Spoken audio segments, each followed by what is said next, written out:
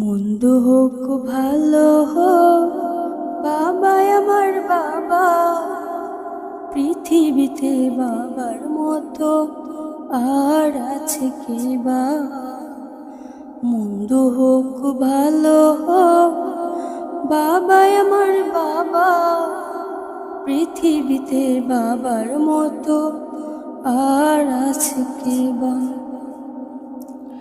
স্বর্গের মতো ছিল আমাদের ঘর, যেখানে ছিল শুধু সোহাগ আদর।